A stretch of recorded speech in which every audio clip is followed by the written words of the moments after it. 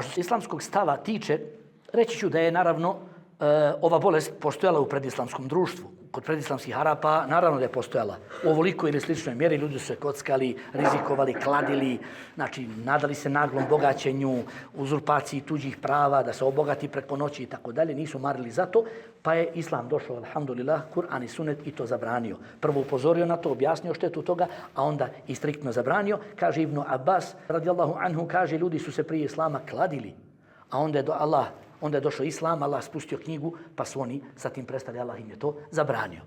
I vidimo, subhanallah, u naše vrijeme da ljudi, modernisti, savremeni mislioci, intelektualci, političari, demografi, sociolozi, filozofi, govore za Islam da je zaostao. Kao što znate, Islam je zaostao, pa čak se usuđuju da kažu da Islam ne nudi rješenje za 21. vijek, da navodno ima u našoj stvarnosti, u životu koji živimo, ima stvari za koje Islam nema rješenje, da Islam do ekstrema koji kažu da Allah oprosti, da Islam vuče korak istorija unazad, da Allah oprosti. Zato što su osiromašili neke nacije koje se pripisuju Islamu, znači embargo udarili na lijekove, na razvoj, na naftu, na ovo, na ono i onda umiru djeca po Jemenu, po Afganistanu i prikažu ljude na koje slijeću muhe, koji nisu prljavi zbog Islama, već je Islam i kako prije nego bilo koja vjera i ideologija znači, postiče na čistoću uma i tijela, već osiromašili su ih, izgladnili su ih i onda predstavljaju takve scene kao da je Islam kriv zbog njihovog siromaštva.